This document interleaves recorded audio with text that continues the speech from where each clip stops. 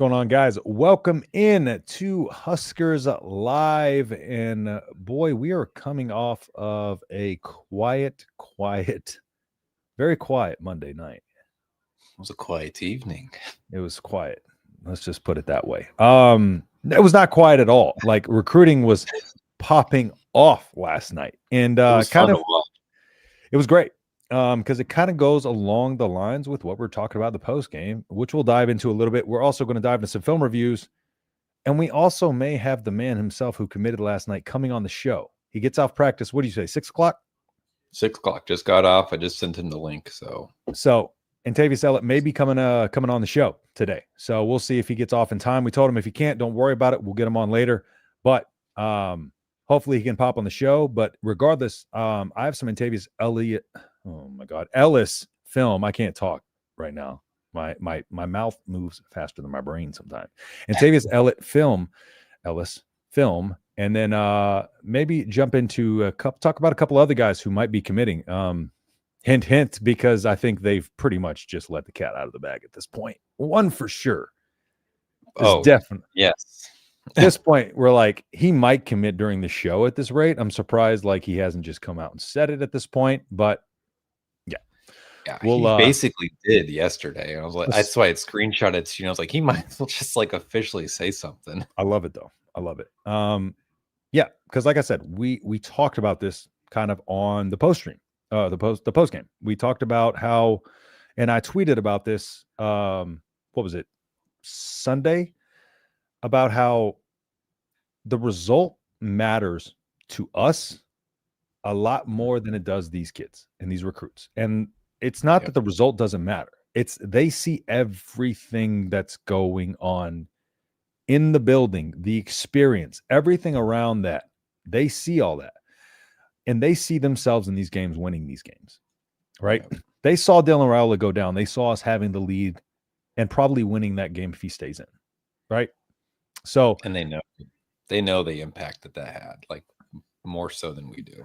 They felt everything that we felt. It's not like they're watching this game and they're just looking at the final score. No, they've gone through everything. They went through the experience with this team. They were there next to this team, intimately with this team, closer than we were.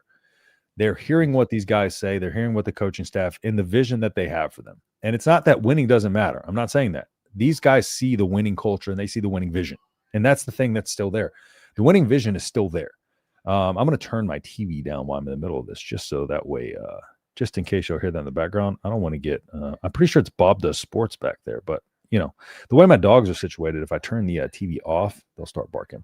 But I'm going to break down some of the, a little bit of Antavius Ellis film, and then we'll go through some of the other guy. We're talking about Amir Brown, running back out of North Carolina. But first things first, let's go ahead and just talk a little bit about UCLA TJ Lateef. And I think you got some. Do you have some numbers pulled up on UCLA? I do. I was able to scrounge up as much information I could in about 10 minutes because I just got home from work. So Brian's struggle busing it. Dude, I'm grinding today. I've been up since 4:55 a.m. to be technical. Man, I max that alarm clock like 4:56 if I have to. That extra minute, you know. Oh, 100%. But we'll kind of break down what this, offense will probably look like with TJ Lateef. But go ahead and give me a little bit of UCLA numbers.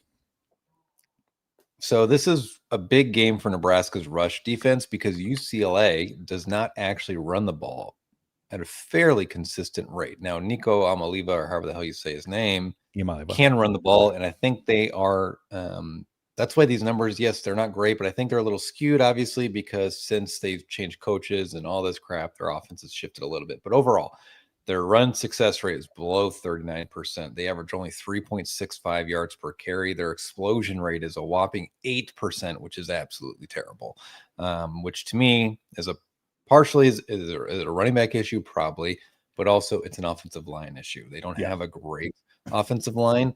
Not much identity either. Not much offensive identity either. Yeah, they're a confusing team right now. But even like from an offensive passing perspective, their yards per attempt is 7.72, which is similar to Nebraska's. It's not great, but it's okay. They have a better explosion rate at almost 17%. Their success rate is much better at 50%. So they're fairly decent passing the ball, which, as we all know at this point, Nebraska's pass defense is elite. It's the best in the country. So that part doesn't really worry me. Even though they're not great running the ball, it still worries me because we haven't been able to stop teams that aren't great at running the ball. And we haven't even, played many teams that are bad at running the ball, to be honest with you. And then another thing too, Nebraska's strength from an offense perspective is our rushing attack. But UCLA's rushing defense is actually fairly good. They're giving up less than 100 yards per game, which is like top 15 in the country, if I'm not mistaken. So this is going to be a very unique matchup for Nebraska. Also, with the addition of TJ Lateef at quarterback now, just what does this offense look like with a full week of prep with him at QB1? That's probably what you'll know more how to answer than I, because I think Nebraska's offense is not going to look even remotely close.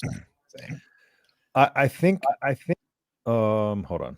Okay, I echoed for just like a half second. I was like, don't you do this already, StreamYard. But what I think is going to happen, we're going to see the similarities that we are going to see is kind of like what we've talked about all season, getting your quarterback into a rhythm. And that is paramount in this game more than anything. But before TJ Lateef committed, I might have dropped the video, but I did the film review it was one of the first recruit film reviews I did on the channel. I think Cortez Mills might have been the first one. I can't remember. No, I think it was Lateef, because I think Lateef was first. Yeah, not off the top of my head, I can't remember. But one of the things that he does well is he can throw in high school, on his high school film. The man can laser the ball in there with touch, but he can also do that moving the pocket. So that's something he has a lot of experience of. And what I think might be what they want to do is take a lot of what he was good at coming into college and kind of amplify that. So I think we can learn a lot from his high school film on what kind of are the high percentage plays for him in this game. And I think for him, that's going to be, of course, this offensive line is going to be a little bit more stressed because it's a different style of quarterback. But it actually may take some of the pressure off of them with a moving pocket and a quarterback that can roll the pocket.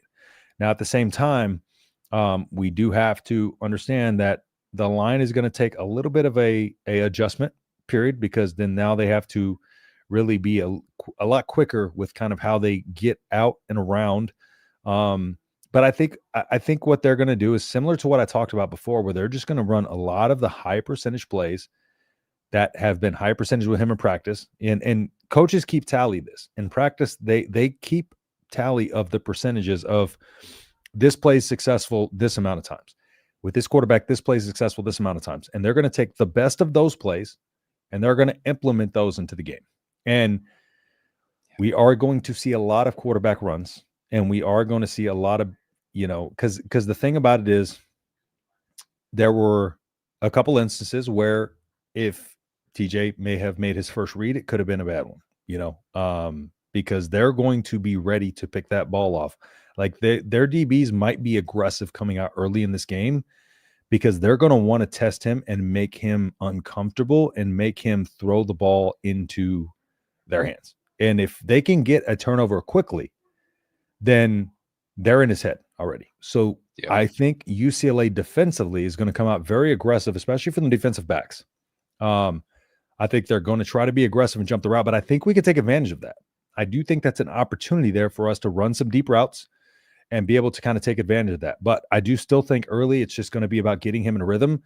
And we're going to make sure that every throw that he takes, especially early in this game, is a high percentage throw. We may adjust at halftime. But kind of what I was talking about last week, what we saw from USC, some guy did not like that I said this, but he's like, why? Because I was like, TJ's wasn't ready for that moment, nor should we expect him to be. He's like, why shouldn't we expect him to be? Blah, blah, blah, blah, blah. I'm like, well, because when you're setting stuff up offensively for a pocket quarterback, when you're setting things up with motion and stuff like that, it's different than when you have a mobile quarterback who you're going to set things up with a rolling pocket and you're going to set things up with QB runs. So nothing that we had set up early in the game was ready for him. And so, and you don't have time late in that USC game to start, okay, all of a sudden we're going to start setting things up. You don't. At that point, it's mitigating risk, right? So we have to try to keep this score, once they tied it up, as close as possible. Once they took the lead, we have to keep this as close as possible. So we can't throw pick sixes. We can't. So it was very safe. And that back shoulder throw, we got to see the zip on his arm. So he has a cannon of an arm, incredible touch. You see it all over. He's not just a running quarterback. I know people talk about the dual threat. He's not just a running quarterback. He can throw the ball very, very well. But I still think at that same time, the throws that we're going to see are very, very high percentage throws. We're going to be getting him rhythm with screens, curls, those type of routes. And then maybe we take some opportunities down the field, and maybe we can take advantage of their aggression early. Because, I'm sure Holgorsen knows that they're probably going to try to come out aggressive defensively, especially with their defensive backs. And maybe we can take advantage of that. And if you can drop something over their head early, that opens up a lot more things for TJ. But I think it's going to be outside of that, I think it's going to be very, very safe because I don't think he has to do too much against UCLA. I think it's a team that Nebraska can beat by just getting behind the run. So, Emmett's going to have a day. Like, Emmett's going to come out, and we're going to be handing the ball to him a lot. It's not like we're going to come out airing it out with TJ, which I think a lot of people understand. Zone reads, QB draws, and move in the pocket.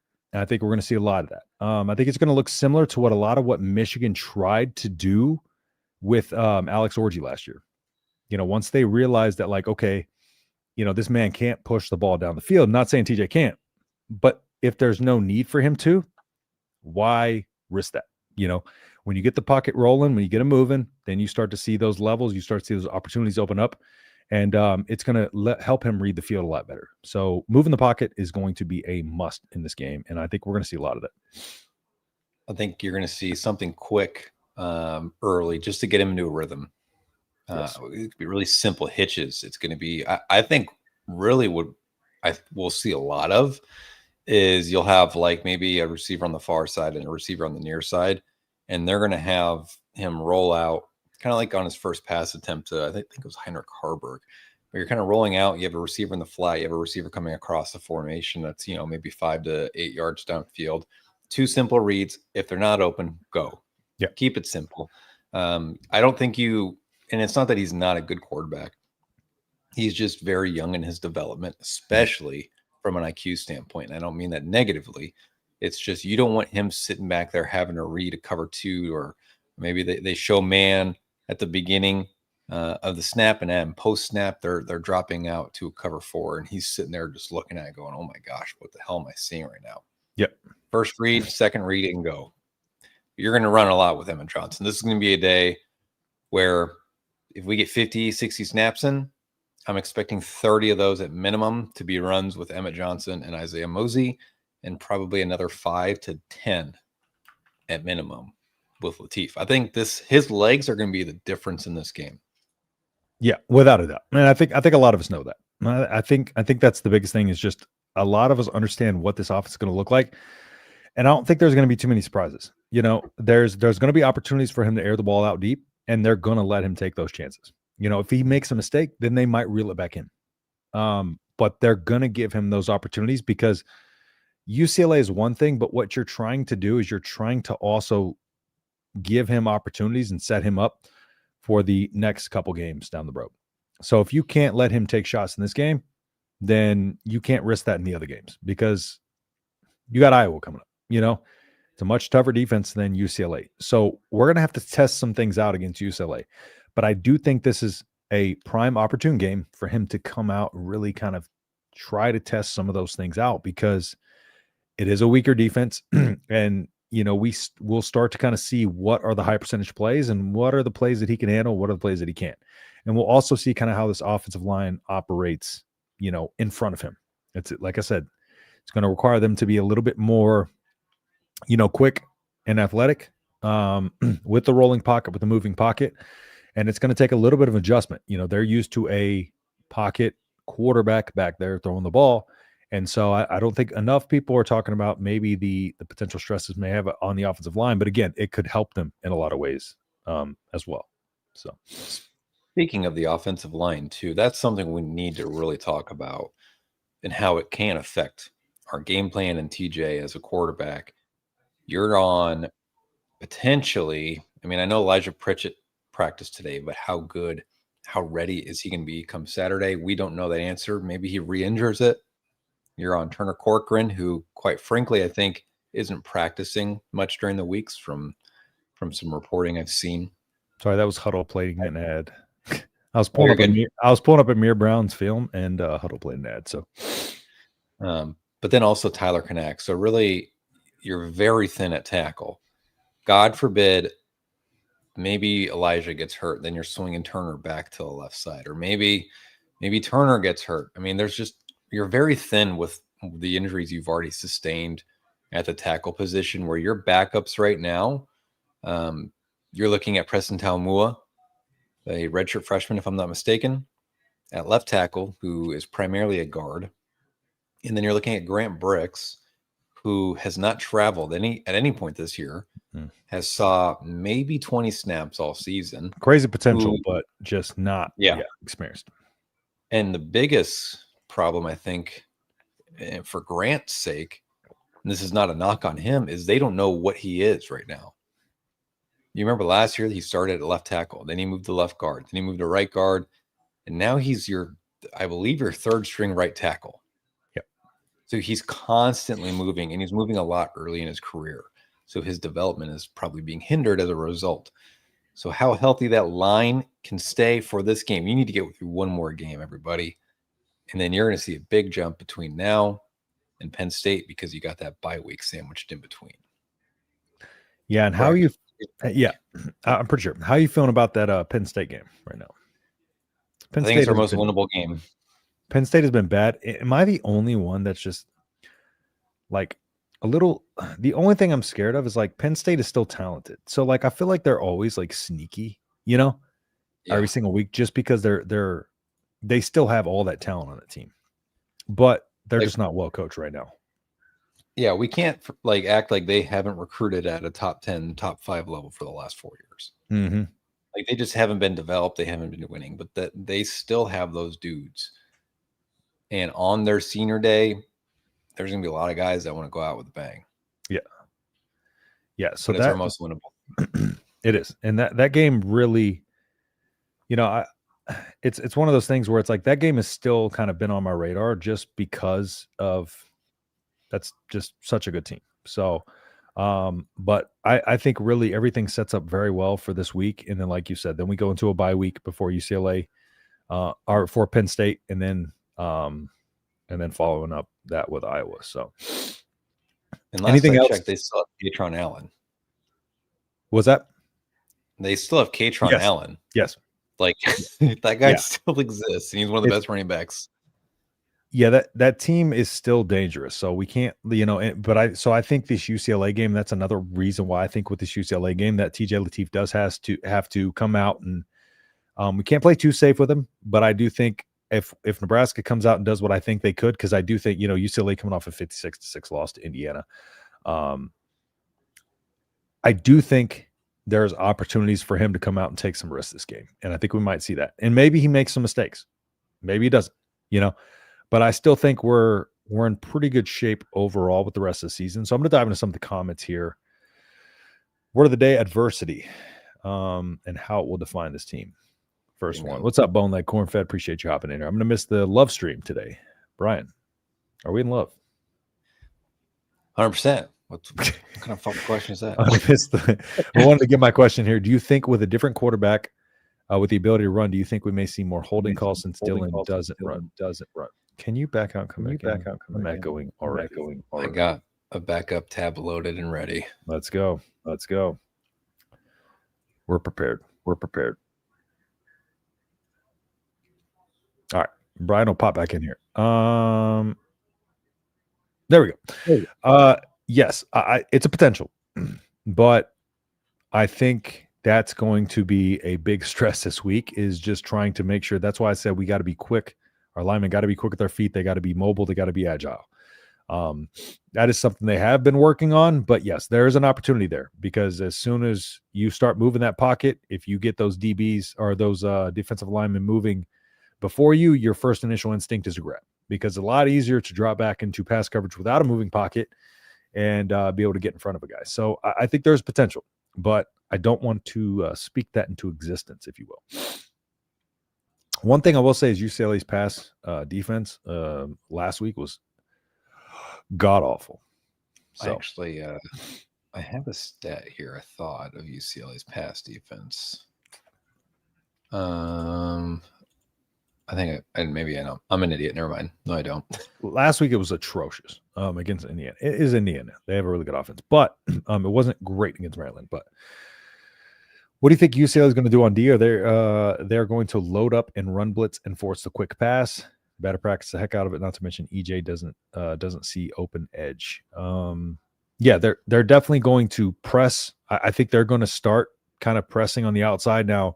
What can back them off too is our wide receivers' ability to run routes. We do have some really good route runners. I think Dane Key is going to be a very key part of this game, because I think with a young quarterback, what you're going to do is you're going to go to your sure-handed guy who can get separation. And I think Dane Key is the one guy that can on quick routes. So I do think, hopefully, that we see him targeted pretty early and often. But yeah, they might try to stack the box. They might come up and try to press. But the key is, as long as, I trust Holgerson. Holgerson knows what to do in these situations. But as long as, kind of like USC did when we came out early, what did they do to back us off? They ran the ball down the middle. As long as we are running the ball effectively, they're going to have to back those guys off. As simple as that. They can stack the box all they want, but we can back those DBs off with the run game. And then as soon as we get those DBs backed off, then all of a sudden we open up the pass a little bit more. So USC did a very good job of that as soon as that middle, opened up. And one of the things that we got to understand is, oh my God, I'm echoing again.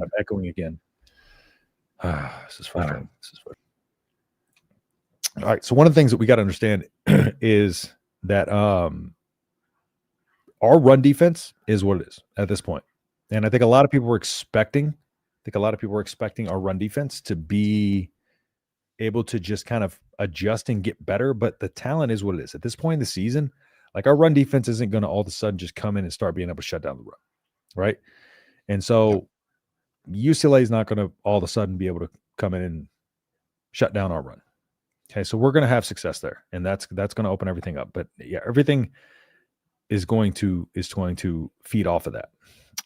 Belief in Lateef. Like that, or Beteef. I don't know about that one. Belief in Lateef sounds good. Belief. There you go. Yeah, I like that one.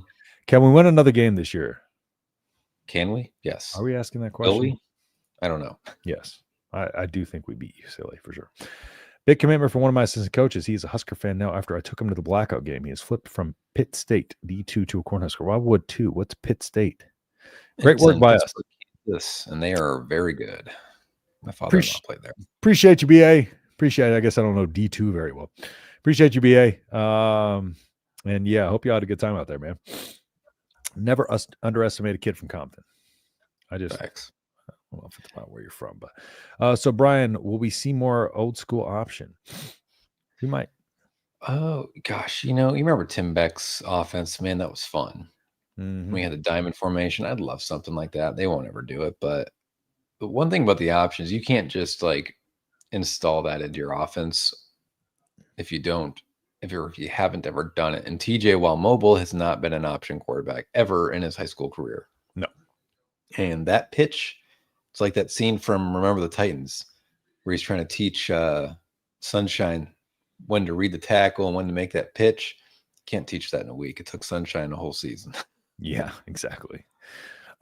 Defensively, one thing I will say defensively in this game is Iamaliva, not great when you blitz him. So I do think there's opportunities there for Nebraska to force some turnovers. And because, yeah, his grades under pressure, well, I can't remember off the top of my head, not very good. When blitzed, not very good. So one of the things that I think is we can bring in from last week is we're going to bring that aggression that we saw in that game early. We talked about that was going to be what we saw. And I think we're going to see a lot of different looks. On the defensive side of the ball, we're going to have a lot of rolling coverages, a lot of guys moving, but I think we're going to be very, very aggressive on the defensive side of the ball because we're going to want to put the offense in really advantageous situations and try to get them with a short field as much as possible. One thing is Nebraska's really struggled, and it's really been forever, with mobile quarterbacks. Yeah. But this season alone, quarterbacks are running, they're getting like, I think, 7.7 yards per carry against Nebraska. In fact, Mayava, I think, had 3 design runs all year prior to Nebraska, and he had 10 for 70 or 80 yards on Saturday. It's obviously a weakness in this defense. How can they adjust? Nico's not a great runner, but he is serviceable. Yeah. And he's not scared to do it. Yeah, he can if you give him opportunities. Yeah. And so it's one of those situations where it's like they're going to try to scheme up against our I think the USC game was a great setup for this because I think what Lincoln Riley does offensively is nothing that UCLA is not going to be able to do anything offensively that we didn't see versus USC. And so I think that game is a great setup for this one, especially on the defensive side of the ball, because I think we can make Iamaleava's life kind of hell.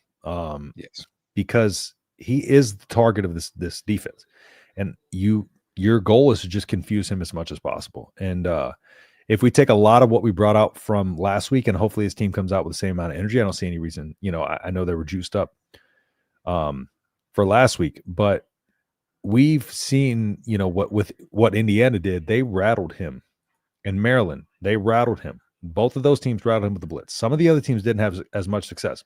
Michigan State, Penn State, but those teams are also teams reeling, talking about when we're talking about kind of where they're at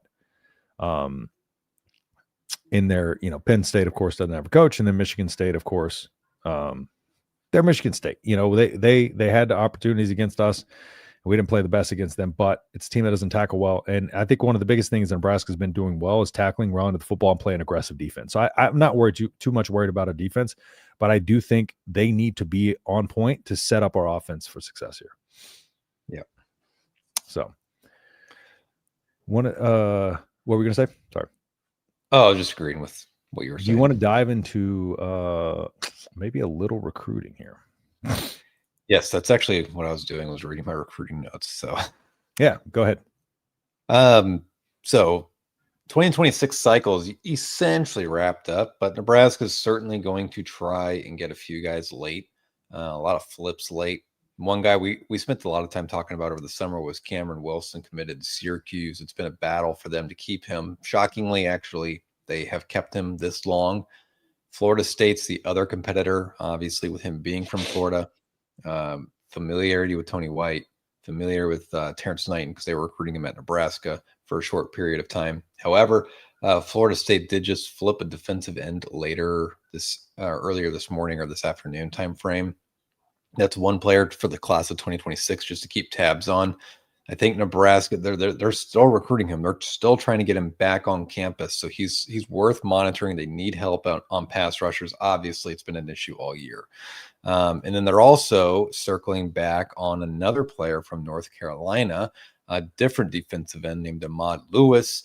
He visited Florida State, I think, this past weekend or maybe the week prior.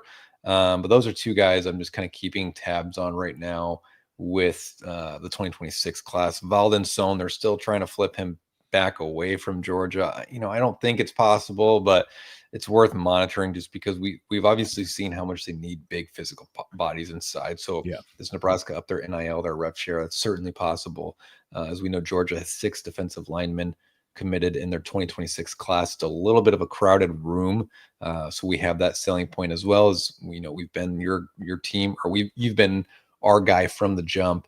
Can they get Valden? I wouldn't plan on it, but we've spent a lot of time talking about him. Yep. Class of 2027, though, this is kind of where things are getting fun. They're getting exciting. We've been saying it for months on end, that this is the class that I think I said it last night, that could rival Bill Callahan's 2004 and 2005 recruiting class, which is arguably the greatest recruiting class in Nebraska football history. What were some names? Do you remember some names from that one?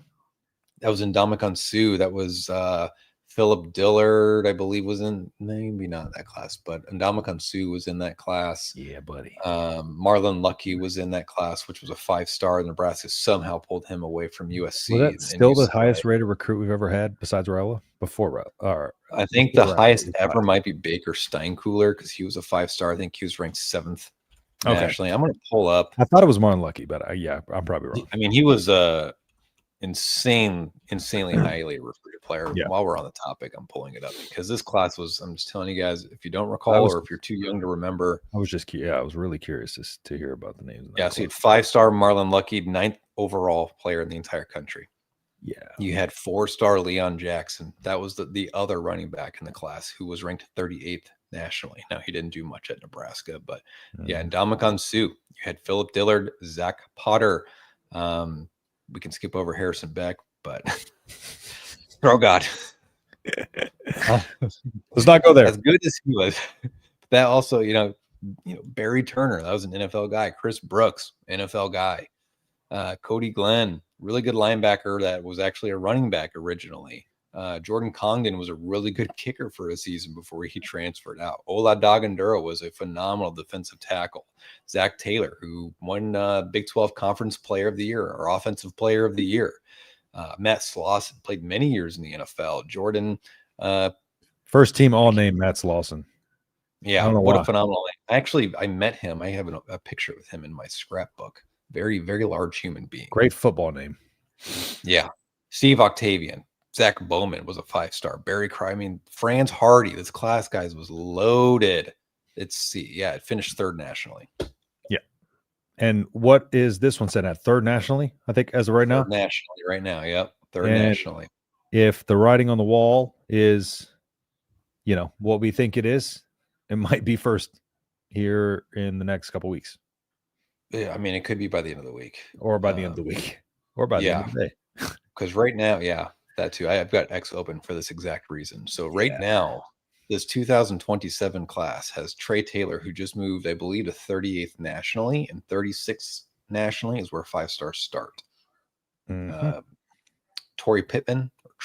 Torrey Pittman is a 5-star 50.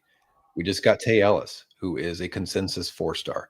Matt Erickson, who is a borderline 4-star, will probably be one by the time his recruitment's said and done. And the guy we're going to talk about next is a 4-star consensus 4-star running back, top 25 running back nationally. You're talking about Cooper Terwilliger, who I haven't publicly put my crystal ball in on Twitter for, but this is my crystal ball prediction that Nebraska is going to land Cooper Terwilliger from Pierce, South Dakota.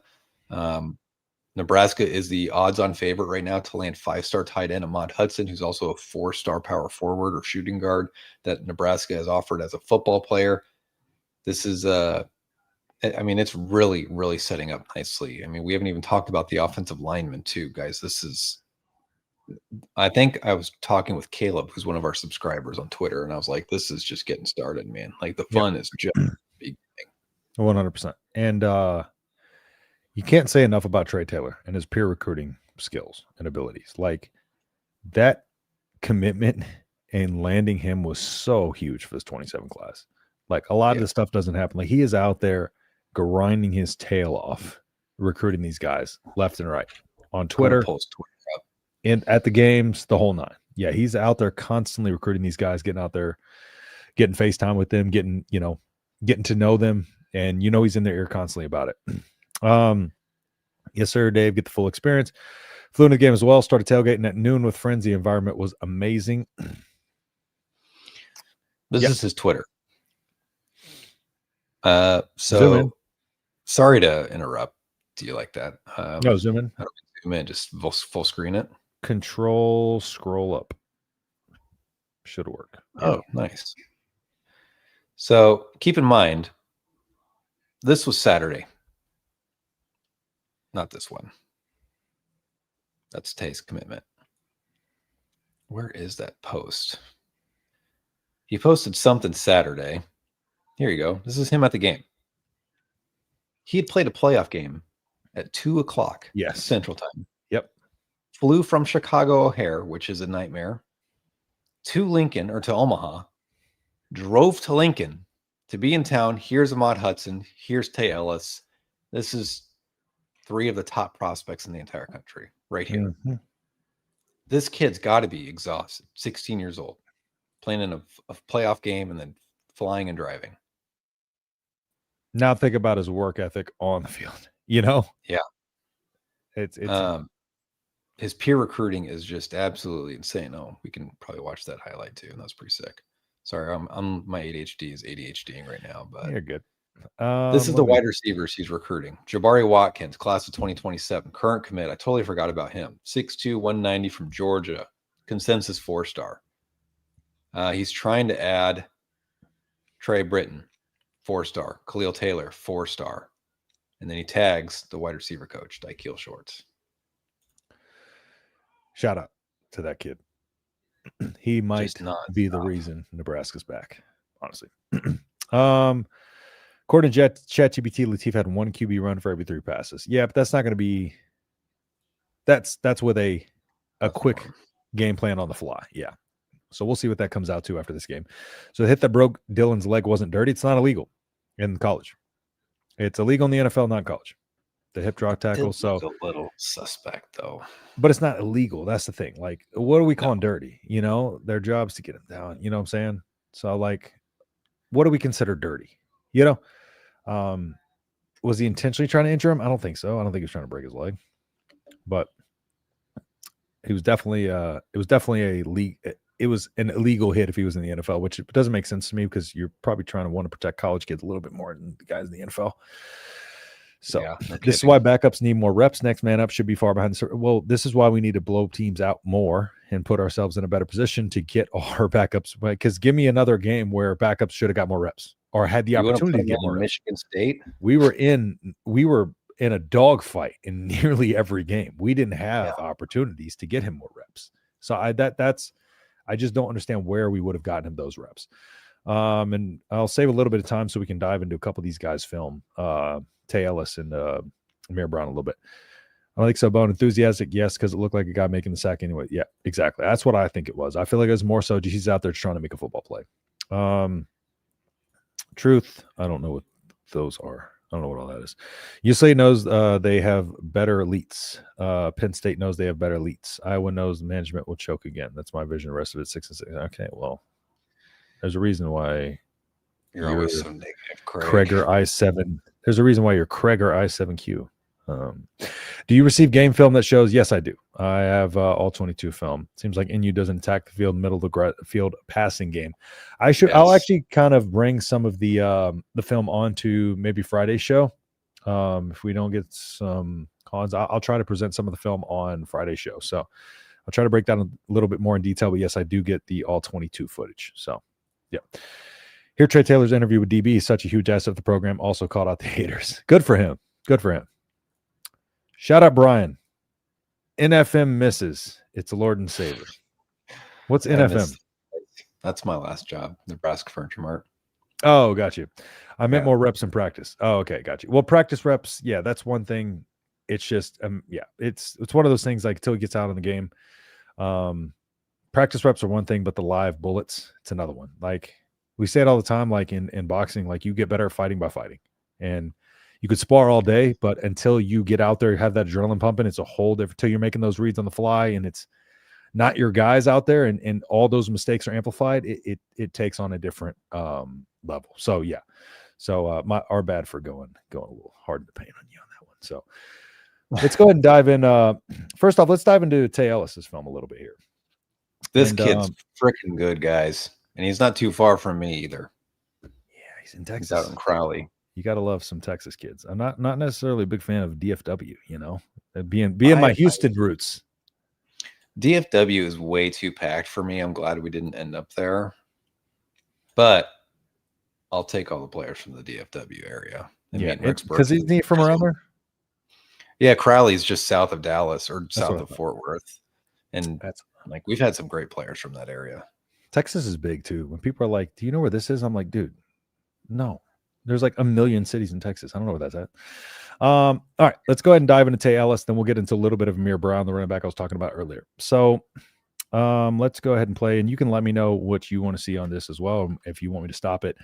But I'm just going to play through the first, few little clips here. Let's just dive into a little bit. Okay, so I'll let this one run. We'll break it back. Also, I'll preface, he's not a big guy. He's 5'11", 6 foot, maybe 6'1", 190 pounds. So yes, he's like a Jacory Barney size guy.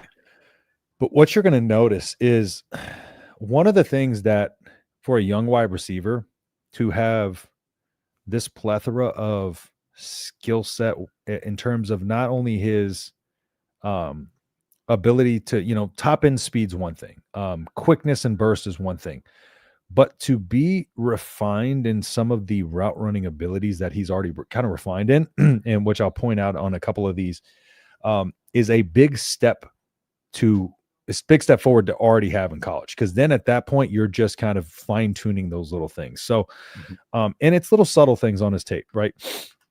So I'm gonna let this play. So when you're watching this, this is just, this one's pretty self-explanatory. So I'll let this one play, and I'll stop it on the ones we need to stop. But one of the biggest things, runs by the guy.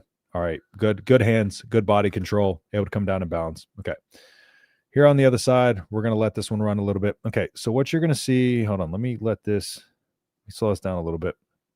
Okay, so this is what I'm talking about with his releases. And I'll break down a couple more here in just a second. But right off rip, you see him with kind of that drop step release, that jab step inside, and he breaks out. And one of the things that he does, he maintains a great pad level throughout his releases. And so he doesn't get a little too high. So that way, when this receiver gets hands into him at the top of the route, it's not knocking him off his base, right? And he's ready to go around him. He fights the hands off and he's able to get up. And tremendous concentration there too, to be able to just catch this ball around that guy and not feel like he needs to come back to it or get up and get it. One subtle thing right here that you'll see this a lot on his go routes, right? So watch as he presses up the field. He's going to press this guy onto the outside, on his outside shoulder, because he's going to want to break this back in. So it's very subtle, but you'll see as he presses vertical, he's going to press vertical and outside. So if you got an inside shade defensive back, which he's inside shade here, and he wants to take that inside lane, watch him press not only vertical with his legs, but watch his hips and eyes. Vertical, head down, vertical, but he's pressing outside. You see that kind of slight little outside run he's doing, angling a little bit to the outside shoulder. And as soon as he gets that defender's hips open, he's planting, he's cutting it to the inside, and this is just speed, right? Gets around him. Let's move it over to, I think this is the one right here. I have in my notes 54 seconds. Let me see where I'm at. 24 seconds. So that's not it. 54 seconds. So there's one of these where I want to point out a specific release he does. Okay, so this is another one where he's going to shade him outside. So again, another subtle thing that we see on the tape here. He's going to press up and outside to this guy's shoulder because he's already got his hips flipped inside, and he wants to take that inside. So he's going to press up and a little bit out, and then once he gets that defender's hips flipped around, he's breaking inside. Can't really see what happens at the top of that route with the defender, so I didn't really focus too much on that one. I'll let this one run here because this is just him finding some space and going up and getting the ball. Great concentration there again. And I think this is the one right here. Okay, this is a really good showing of kind of his overall wide receiver skill set, because this is kind of, it's almost like a foot fire release with a split release. So you see right there the split release. So he kind of steps up and you see his feet go wide, but you see him kind of with the jab step, with that little kind of hesitation step, that rocker step inside. So watch it here. Let me pull it. But watch his pad level, right? He doesn't get too high. So that way, again, if this defensive back here is to get his hands into his chest, he's just trying to, basically what he's trying to do here is he's just trying to eat up the grass between him and the defender and give himself a release point. And so the way he does that is just kind of with that hesitation step. Inside way eats up the grass, and it's just a plant and go. So it's kind of like a foot fire release, kind of like a split release, foot fire release. So there's the split, foot fire, hesitation step inside, gets that defender's hips squared. As soon as he gives himself an opportunity, at that point, once he gets himself an opportunity, he can go either direction. And he got him on that inside shade, and he's breaking that outside. And then again, good hands, good concentration to go up over the receiver and get the ball. Any you want to point out anything on these so far? I'm kind of really good ball skills. really good ball skills, catching the ball at the highest point too. That seems to always be kind of a tougher thing to just naturally be able to do, is high point the ball. On this route in particular, what I also like is you mentioned like clear or getting closer to that DB. Kind of closing that So space. what I've always heard the term is step on their toes or attack their toes. And then that's when you can break out. And you see right here how close that gap is closed within, really, I mean, you're talking about a half a second of this play starting. He has closed that gap substantially. He stepped on those toes to allow him to release. Also, that DB is looking at the quarterback for whatever reason. Yeah. When you see him kind of eat that grass up, inside hesitation step, and it's no wasted movement, right? It's plant and we're out. No wasted movement. And look at the separation that he creates just on that one plant go. Look how close they are right there. Boom, I'm out. Right? And sorry, go ahead. No, you're good. I was going to say, in real time, this is a second. Yes. Which to me shows just how quick, how explosive he is, because that is such a quick second where he's getting that much separation so quickly. And the defender, I mean, it's just a split moment. He does get his hips flipped around fairly quick, and he's still, the way he has to make up the ground is just because the throw's kind of lofted up there, but he gave himself an opportunity for that quarterback to loft it up to him. So, yeah, not a lot of space there, but creates a lot of separation in a little amount of space, and that's what good route running. That's what a wide receiver with really good releases does. And so we'll see him here again. I think this is the one at 54. No, I think this might be another. Yeah, so this is just one where he kind of does a little quick slant here. So again, he's going to kind of push vertical, selling it with his eyes and the hips, breaks his base, plants inside, creates that separation. Again, good luck. He's got a great quarterback. He does. All right, so here we are. I think this is about 54 seconds. All right, so this one I wanted to point out here because he does a little bit of kind of a split. Golly, why does this look so zoomed out? I wish I can zoom this in a little bit more. Hopefully y'all can see that okay. But you're going to see him press vertical here, and he's going to start with that little jab step on the inside to start, right? To kind of get that defender's hip shaded on the inside. As soon as he does that, he goes into kind of like a split release here, almost like a hesitation rocker step. So he has a little rocker step here. And again, it's just that one plant and go. Plant and go, I'm out. And look how much separation he creates. Now, this is just the subtle things. Again, that first step outside. Then he plants inside. Split step, rocker step, whatever you want to call it. Then we're planting and we're out. And you have these other routes coming in, almost like looks like kind of a levels concept. And that's all he needs there to create that little bit of separation. And I'll let that play one more time for y'all. What I like about this play is this is an actual concept you see Nebraska run all the time. Yes. Especially in the red zone. Out, and we're out of here. Flattens it out perfectly. Is able to create separation. All right, I'm going to run one more here. Okay, so this is another example here. So he's going to sell this go route here.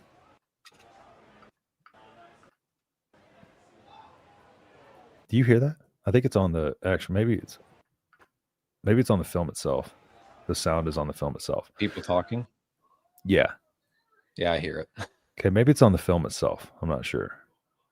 Hopefully y'all can't hear that too loud. But what you're going to see here, huh? It's very faint on my ears. I thought it was my wife and kids. So yeah. So what you're going to see here is these little chop steps, right? So again, presses vertical, sells, and then he's going to chop. Those little pitter-pat steps, and then he's breaking on the inside. And again, he trusts his speed to be able to get him, and he trusts his instincts to be able to get him on the inside and underneath that.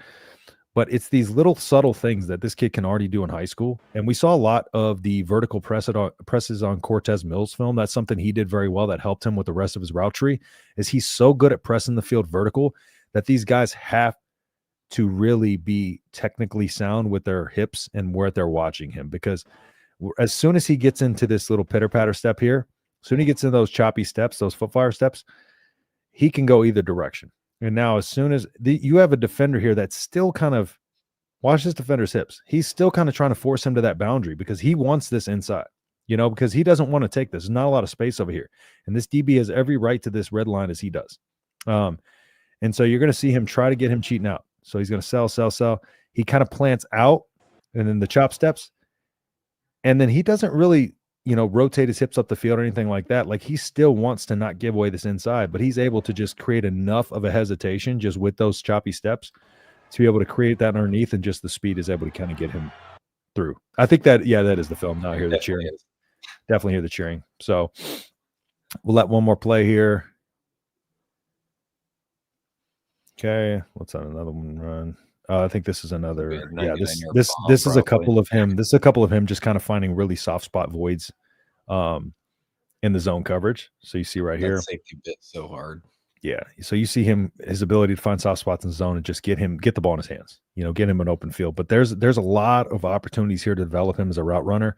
It's going to be really, really fun to see. Just with his ability to sell the field vertically, it's going to open up every bit of the route tree. Again, here he's going to press vertical, sell vertical with his eyes and hips, and then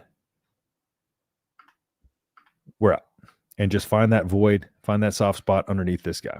All right. So that's Tay Ellis. He committed. So we're going to go over to Amir Brown's film in just a second. First off, we did get a super chat here, $4.99 from the other Dave. Man, thank you so much. TJ high school run versus pass. Mac Preps 176 rushes versus 539 passes, 24.6% runs, 89 rushes versus 298 pass attempts, or 23% runs. Yep.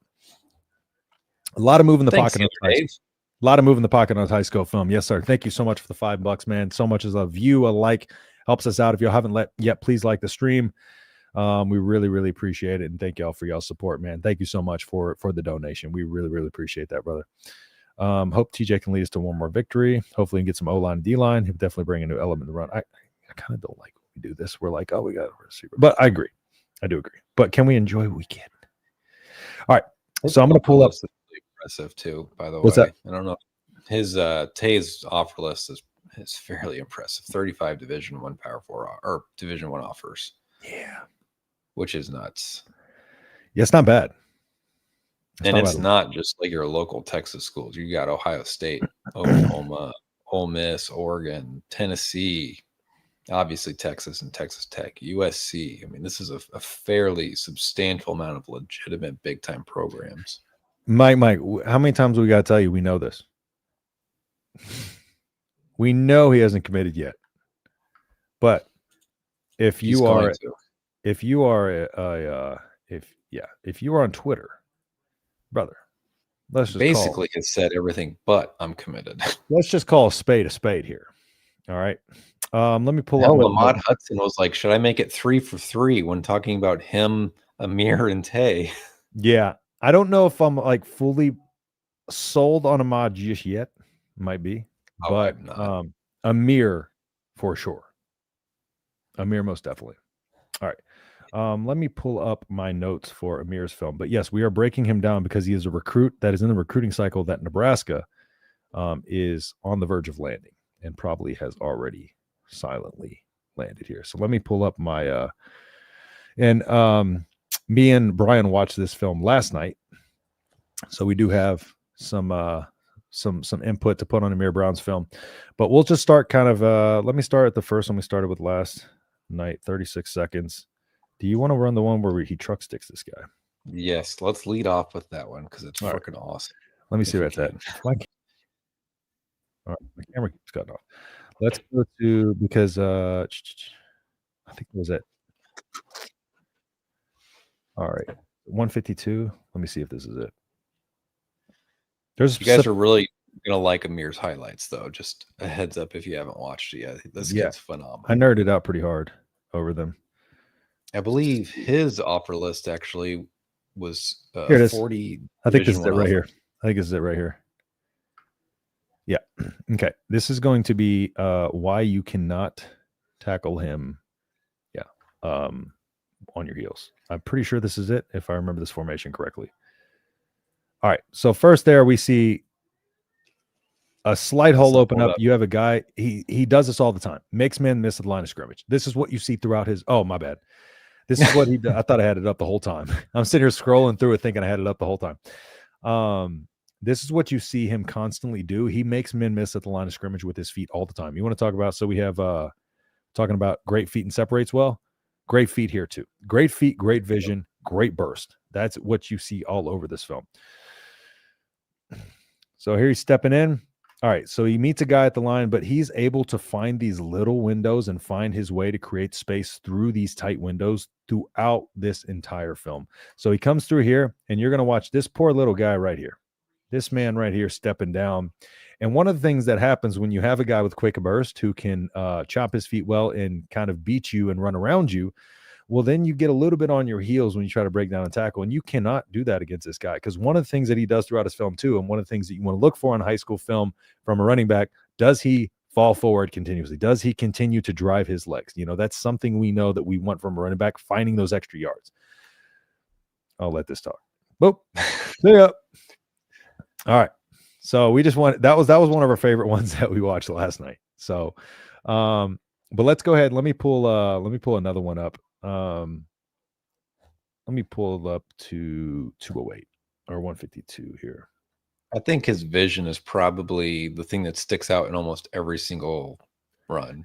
I want to find that one to see the whole. I think it's this one right here where he finds that this is one of my favorite plays right here, and y'all are about to see why.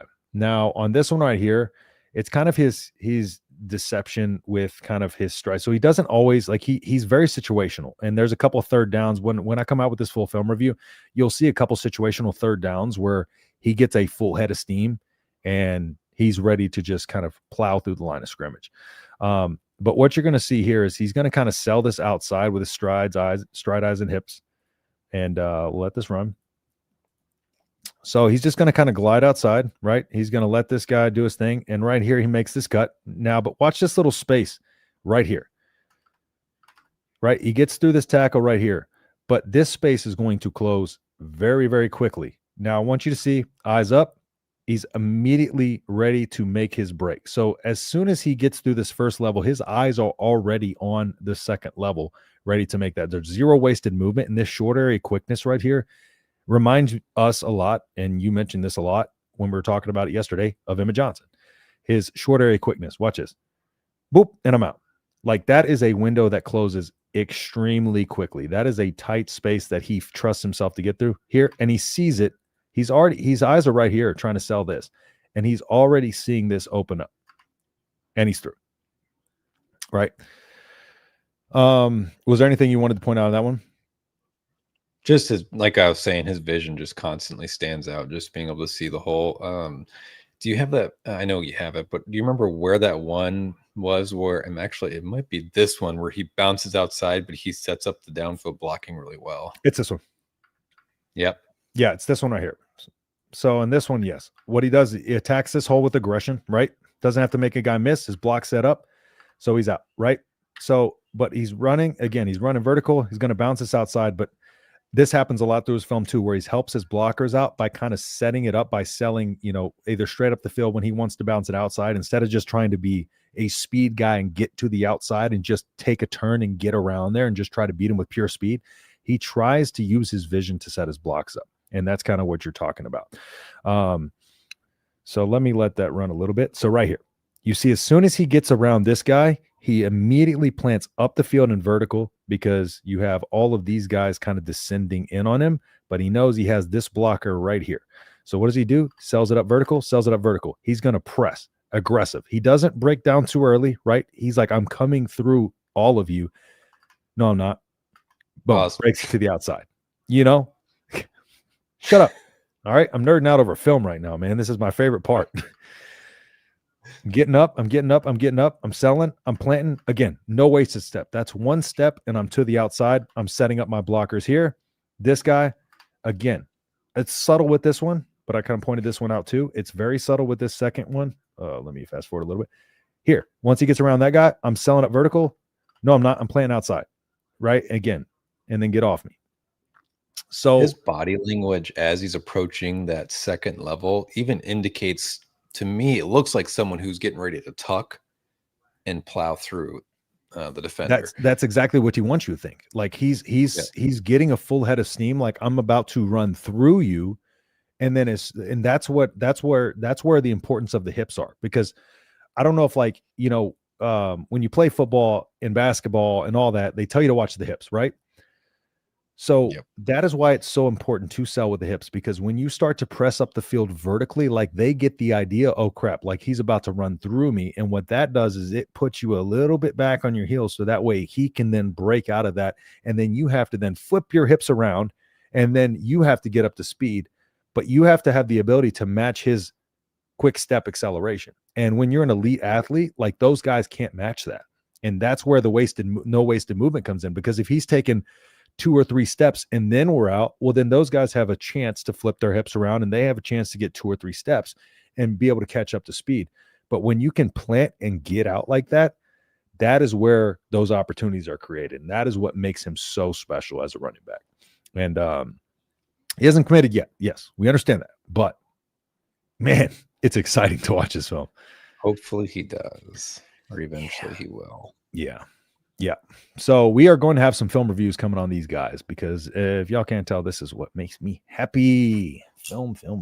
So, all right. Well, we are about time. We're at our hour. So again, everybody, thank you for tuning in, and y'all stay tuned here. We're not just going to have quick reactions to these. We're going to have film breakdowns. We're going to be able to break these guys down in detail. So that way y'all know what we were getting with these guys. And so if you do like what we do here, please drop a like, subscribe to the channel, and comment and let us know your thoughts and if you like it. Brian, do you have any predictions for the game? Yeah, it's 24-13 UCLA. I said 24-10 Nebraska. I would take it. I don't know what the game plan is. I think I just think our defense is going to have a day. I do feel better knowing Pritchett practice today, but that's also part of my prediction. Is I'm kind of thinking they're going to have Turner Corcoran and Tyler Knock at the tackles, and I don't think either is great. In a worst case scenario, you're rolling out Preston Taumua, which no fault to him, redshirt freshman. So I don't know how ready he is. I just feel like after that USC game, I think our defense is primed and ready to step up and make UCLA's life a nightmare. So that's where my confidence is coming from, is in this defense. So, but we'll see. It'll be fun to watch TJ get out there and do his thing. So hopefully my prediction's right, because yours might depress me. So yeah, I'm hoping I'm wrong. Yeah. So all right, everybody. Well, thank you again for tuning in. We appreciate y'all as always. 27-16, good guys. I like it, William. I like it. But all right. Well, again, thank you everybody for tuning in, and we will see y'all in the next video. Peace.